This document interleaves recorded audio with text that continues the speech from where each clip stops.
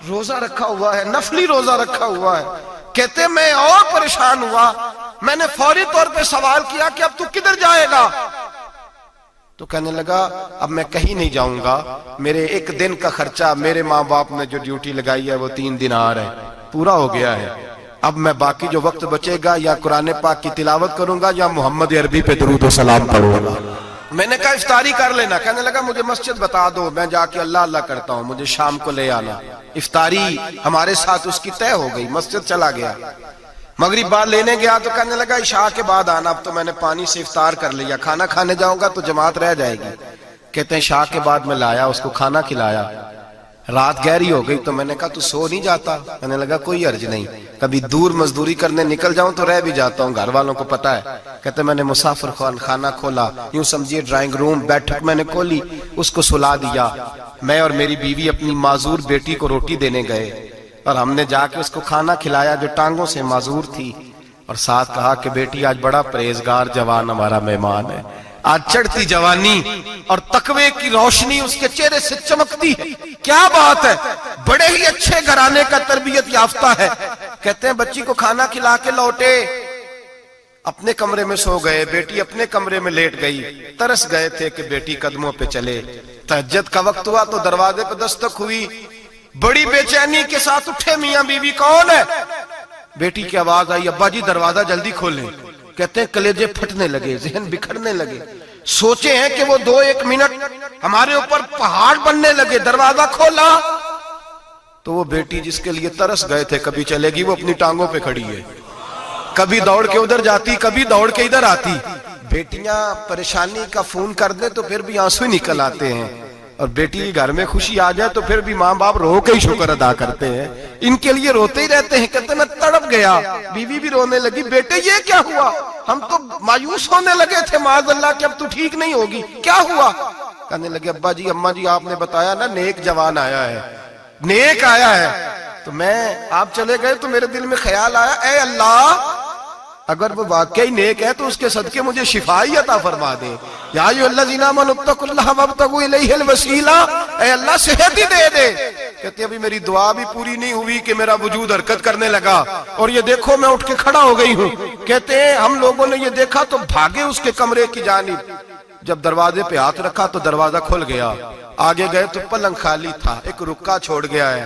کہنے لگا مجھے پتا ہے میری حقیقت کھل گئی ہے، میں تو اللہ کا بندہ ہوں. اگر تمہیں مجھ سے ذرا بھی پیار ہو گیا ہے تو پھر میرے پیچھے نہ بھاگنا، اللہ کی بارگاہ میں جھک جانا، پھر گناہوں سے توبہ کر لینا.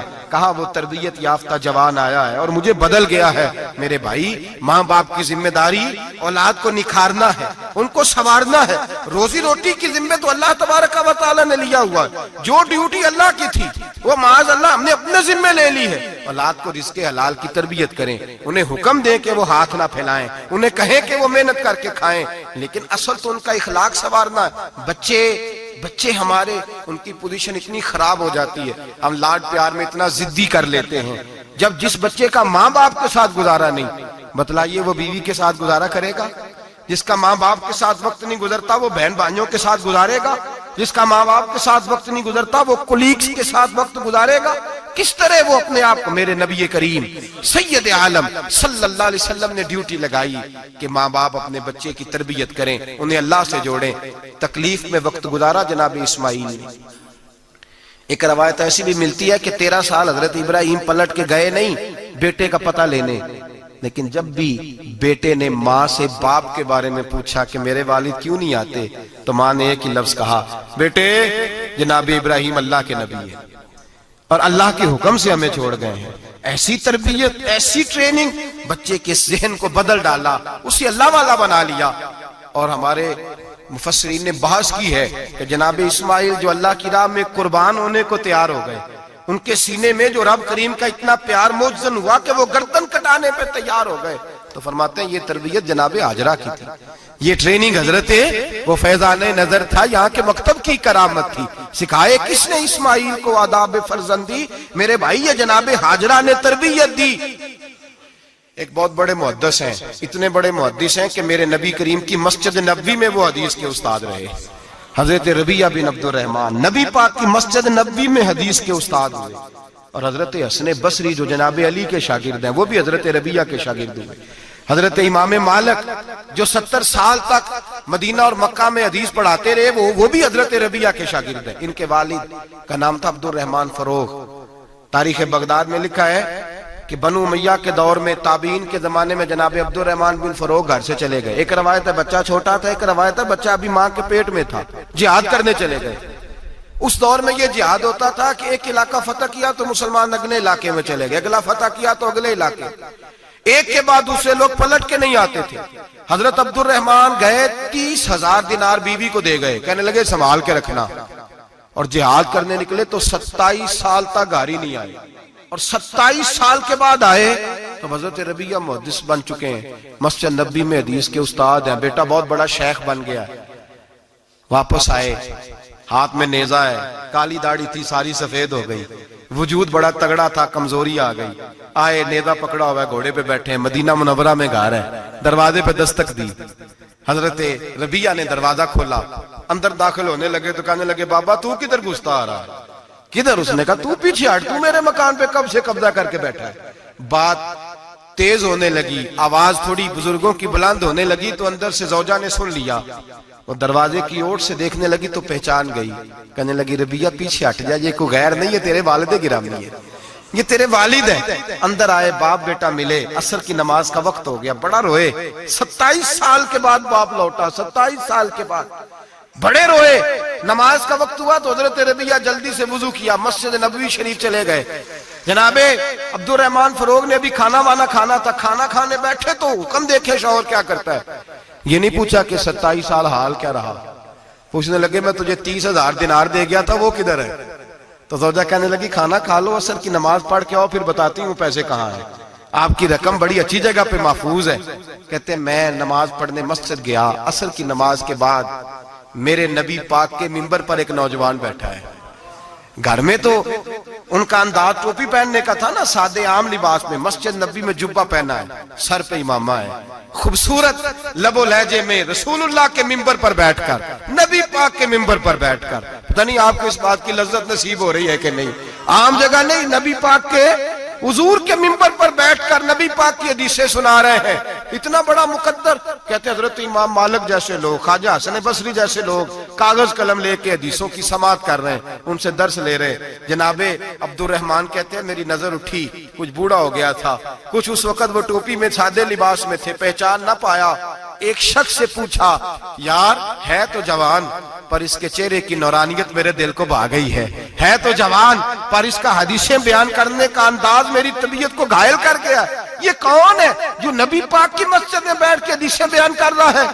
تو کہتے ہیں امام مالک کہنے لگے بابا جی چپ کر جاؤ, ہمارے استاد کے بارے میں اونچے لب و لہجے میں بات نہ کرنا, دیکھتے نہیں کتنے کتنے لوگ بیٹھے ہوئے خاموشی سے. تو میں نے کہا مجھے بھی تو بتا دو نا ہے کون. تو کہنے لگے کوئی عبد الرحمن فروغ نام کے بزرگ ہیں, یہ ان کے بیٹے ہیں, ربیہ نام ہے.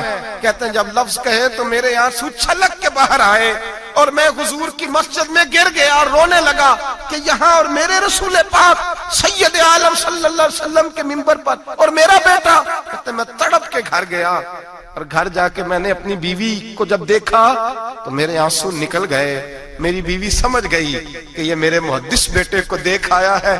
کہتے ہیں بیوی رو کے کہنے لگی میں نے آپ کے 30,000 دینار آپ کے بیٹے کو مصطفیٰ کریم کی حدیث کا استاد بنانے میں خرچ کر دیے.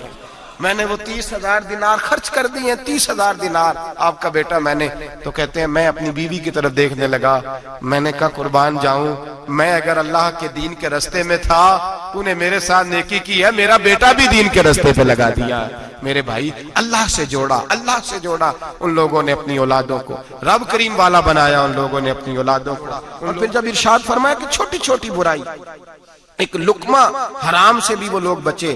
اور پھر جو آیت نمبر 18 نے کہا کہ وَلَا تُصَغِّرْ خَدَّكَ لِلنَّاسِ, بیٹے منہ پھیر پھیر کے نہ جا, پھیر پھیر کے نہ جا.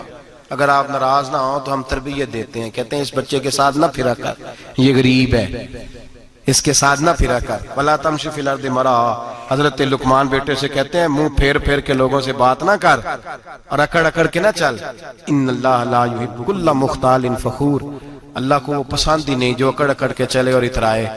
ابھی بھی رواج ہے کہتے ہیں دوستی لگانا تو اپنے برابر کے دوستوں سے، ایسے نہ وہ ہمارا سٹیٹس ہی نہیں، ابھی بھی وہ فرق جو تو سید بھی ہو، مرزا بھی ہو، افغان بھی ہو، تم سبھی کچھ ہو، بتاؤ کہ مسلمان بھی ہو۔ عاجزی کا درس دیا اپنی اولاد کو، عاجزی کا، ان کو ادب سکھایا، ان کو انکساری سکھائی، لوگوں کے اندر مل بیٹھنے کا درس دیا۔ جو آدمی انکساری والا ہوتا ہے، عاجزی والا ہوتا ہے، یوں سمجھو اسے شہد لگا ہوا ہے، دنیا خود اس کے پیچھے بھاگ بھاگ کے آتی ہے۔ جو سب کے ساتھ اس نے سلوک کرنے کا عادی ہوتا ہے، لوگ اس کے گرویدہ ہو جاتے ہیں۔ لیکن جس آدمی کو آپ اکڑنا سکھا دیں، جس بچے کو آپ کہیں بس تو ہے اور کوئی بھی نہیں، اس کی اپنی زندگی بھی اس کے لیے پریشانی والی ہو جاتی ہے۔ میرے نبی رحمت سید عالم صلی اللہ تعالی علیہ وآلہ وسلم نے ارشاد فرمایا، کسی باپ نے اپنے بیٹے کو جو سب سے اچھا تحفہ دیا ہے وہ یہ ہے کہ اس نے اپنے بچے کو اچھا ادب سکھا دیا ہے، اپنے بچے کو اچھا۔ حضرت لقمان کہتے ہیں بیٹے منہ پھیر پھیر کے باتیں نہ کرنا، زمین پہ اکڑ اکڑ کے نہ چلنا، اللہ کو اکڑنے والے لوگ پسند۔ ہارون رشید نے امام نسائی کی ڈیوٹی لگائی کہ میرے بیٹے کو حدیث پڑھائیں گھارا آ کے، تو امام نسائی کہنے لگے یہ نبی پاک کا دین ہے، یہ میں اس کو رسوا نہیں کر سکتا، جس نے پڑھنا ہے میرے پاس آ کے پڑھے، اور جہاں سب بچے بیٹھتے ہیں وہیں پڑھے۔ ہارون رشید کہنے لگا حضور آپ کیا سمجھتے ہیں، میں نے بھی تو آپ کو آزمانے کے لیے یہ جملہ کہا تھا، یہ وہیں آ کے پڑھے گا جہاں سارے غریبوں کے بچے پڑھتے ہیں۔ اب تو روز استاد کٹہرے میں کھڑا ہوتا ہے، اسکول کے استاد کا تو مجھے نہیں پتا، پہلے مدرسے کا استاد تو روز بیچارہ ہاتھ باندھ کے چودھری صاحب نے کہا میرے منڈے نو مارے تو 8,000 کا مولوی ہے، اور میرا بیٹا تو 8,000 کے روز گول گپے کھا جاتا ہے، میرے بیٹے کو تو نے مارا ہے، تجھے اپنی حیثیت کا پتہ ہے؟ روز استاد کٹہرے میں کھڑا ہوتا ہے۔ بچے فری میں مفت میں حافظ جی مفت میں حفظ کراتے ہیں، خدا جانے محترم کتنی مشکل سے ادارہ چلاتا ہے، اور بچے کے ماں باپ کہتے ہیں بلاؤ مولوی صاحب کو، اس کی طاقت کیسے ہوئی میرے بچے کو مارا ہے؟ وہ مولوی وہ جو کل دانے لینے آیا تھا وہ آج میرے بچے کو مارے گا؟ یہ رویہ ہے ہمارا۔ ہارون رشید بادشاہ نے اپنے بیٹے کو امام نسائی کے پاس پڑھنے بٹھایا۔ ایک دن حضرت کہاں لوگ کہتے ہیں بس بس بیٹا ٹھیک ہے، سیدھا سیدھا تو دین سیکھ کے آیا، ایسے کسی درویش کا مرید ہونا اور کسی عالم کی نوکری کرنا، اب تو بالکل ٹھیک ہے، پیر اساں بھی رکھے نے، یہ کہ تیرا طریقہ ہے، تو تو پیچھے لگ گیا ہے، یہ کس طرح کا تیرا رویہ ہے؟ ہارون رشید بادشاہ، ہارون رشید وقت کا مطلق العنان بادشاہ، امام نسائی ان کے بیٹے کے استاد ہیں، امام نسائی رحمت اللہ علیہ کے پاس بیٹا پڑھتا ہے۔ ہارون رشید گزر رہا تھا تو بیٹا وضو کرا رہا ہے، شہزادہ وضو کرا رہا ہے استاد جی کو، اور پیر دھلا رہا ہے۔ ہارون رشید گھوڑے سے گزرا تو اس نے دیکھا خانقاہ کے باہر، مدرسے کے باہر استاد جی وضو کر رہے ہیں اور بیٹا وضو کرا رہا ہے، سراہی پکڑی ہے، لوٹا پکڑا ہے، استاد جی پیر دھو رہے ہیں۔ ہارون رشید غصے سے اترا، ساتھ بہت سارے سپاہی تھے، انہوں نے کہا کہ یہ مولوی کو مارے گا، مولوی کو مارے گا کہ تو کس طرح میرے بیٹے سے یہ کام کاج کرا رہا ہے۔ کہتے نیچے اترے اور ہارون رشید نے جا کے نا زور سے ایک تھپڑ اپنے بیٹے کے چہرے پہ مارا۔ بیٹا کہنے لگا ابا جی میری غلطی کیا ہے؟ فرمانے لگے تجھے پتہ ہی نہیں تو کس شخص کے پاس پڑھتا ہے؟ تو پانی ڈال رہا ہے، تیرے استاد کو اپنے ہاتھوں سے اپنے پیر دھونے پڑ رہے ہیں۔ بیوقوف، ایک ہاتھ سے پانی ڈال اور دوسرے ہاتھ سے استاد کے پیر دھو، تجھے پتہ ہی نہیں کہ یہ شخص جب نبی پاک کی حدیثیں بیان کرتا ہے تو کئیوں کو مصطفیٰ کا دیدار نصیب ہو جاتا ہے۔ یہ پتہ نہیں تو کس محدث کا شاگرد ہے، ایک ہاتھ سے پیر پہ پانی ڈال دوسرے ہاتھ سے دھو، اس لیے کہ باندھ علموں جو کرے فقیری وہ کافر مرے دیوانہ ہو۔ اگر تو نے دنیا میں کامیاب ہونا ہے تو اس سے فیض علم حاصل کر، بیٹے یاد رکھ، اگر تو اس کی بارگاہ میں حاضری دے گا تو تو آگے بڑھے گا۔ حضرت عمر بن عبدالعزیز کتنا بڑا شخص ہے، ثانی عمر کہا گیا، ثانی عمر کہا گیا ان کو۔ حضرت عمر بن عبدالعزیز رحمت اللہ علیہ، حضرت صالح بن کسان ایک محدث تھے مدینے کے، ان کے شاگرد تھے۔ بچوں کو ہم آج ہی کہاں بچے ادب کرتے ہیں ساتھ جا کہاں ادب کرتے؟ ایک اسٹوڈنٹ مجھے کہنے لگا جی ہم ادب کرتے تھے جب تک استاد ٹیوشن نہیں لیتے تھے، اب استاد بھی تو ٹیوشن لے کے پڑھاتے ہیں۔ اور میں نے کہا خدا کے بندے کیا دے سکتا ہے تو استاد کو؟ حضرت علی فرماتے ہیں جس نے ایک لفظ پڑھایا مجھے گلی میں کھڑا کر کے بیچ بھی سکتا ہے، تو نے قیمت کیا ڈالی ہے؟ استاد کچھ بھی کر لے، استاد نے تو استاد ہی رہنا ہے نا میرے بھائی، لیکن وہ لب و لہجہ ہمارا موجود ہے۔ مجھے ایک دفعہ میرے کالج کے لوگوں نے بلایا، کہنے لگے آپ یہاں بھی پڑھے ہوئے ہیں اور مدارس میں بھی، تو ذرا فرق بیان کریں کالج کا اور مدرسے کا، کچھ بیان کریں۔ میرے ٹیچرز بھی تھے بہت سارے، تو میں نے کہا معذرت کے ساتھ یہاں تو بڑا مشکل ہو جائے گا بات کرنا، لیکن ایک جملہ میں نے مدرسے اور کالج میں ایک فرق محسوس کیا ہے۔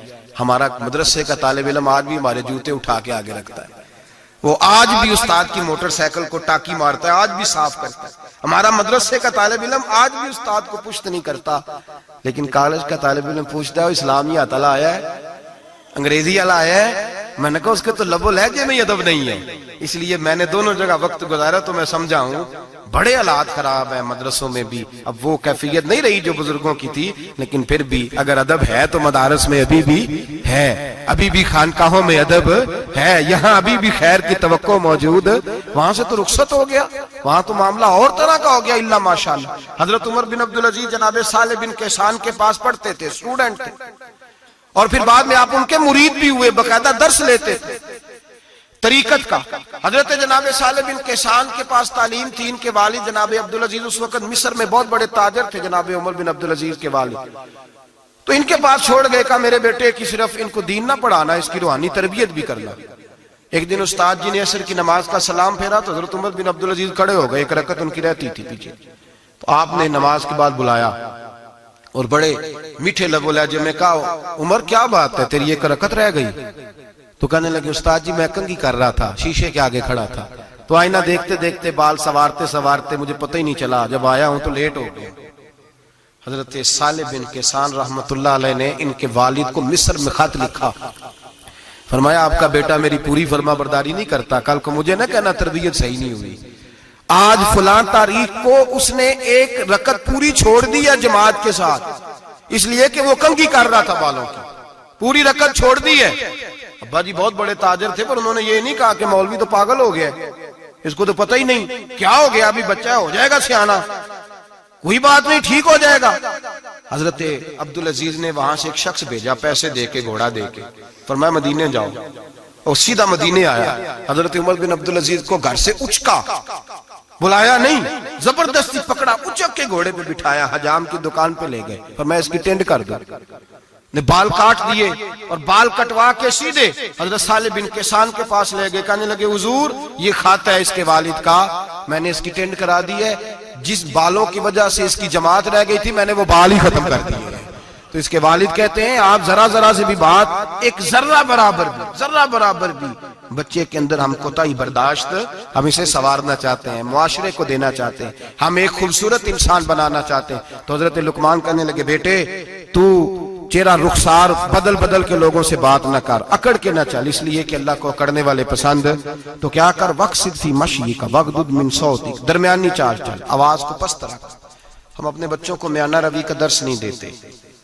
اگر کسی کے پاس بہت زیادہ پیسے ہیں تو وہ بس کہتا ہے میرا بیٹا، میں نے سارے لاڑ دیکھے ہیں، میں نے ہر خواہش پوری کی ہے، یہ تو کوئی عقل مندی کی بات نہیں۔ ضرور خواہشات پوری کریں، اگر ہیں تو کنجوسی کرنے سے منع کیا ہے نبی پاک صلی اللہ علیہ وسلم، لیکن بچے کو معتدل رکھیں، اسے دھوپ اور چھاؤں دونوں کا پتہ ہونا چاہیے۔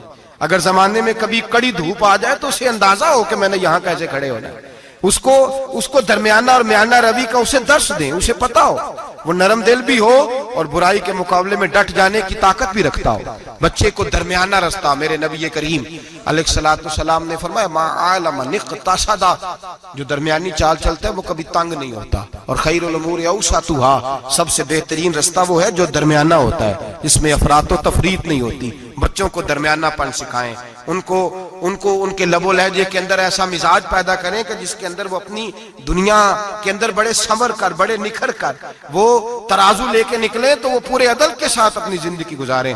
اور فرمایا وغضض من صوتک، آواز کو پست رکھ، چلا چلا کے نہ کبھی بچوں سے بات کریں اور نہ کبھی بچوں کی بات سنیں۔ بچوں کے لب و لہجے میں ٹھہراؤ ہونا چاہیے، ان کی آواز کا بھی ادب ہے، ان کی آواز، ان کو بولنے کا بھی ڈھب سکھائیں، ان کو بتلائیں کہ تم نے گفتگو کیسے کرنی ہے۔ اس لیے آپ سے گزارش ہے کہ جاتے جاتے اس چینل کو سبسکرائب کر لیں تاکہ ہر نئی آنے والی ویڈیو آپ کو بر وقت مل سکے۔ انشاءاللہ اللہ آپ سب کا حامی و ناصر ہو۔ اگلی ویڈیو تک اللہ حافظ۔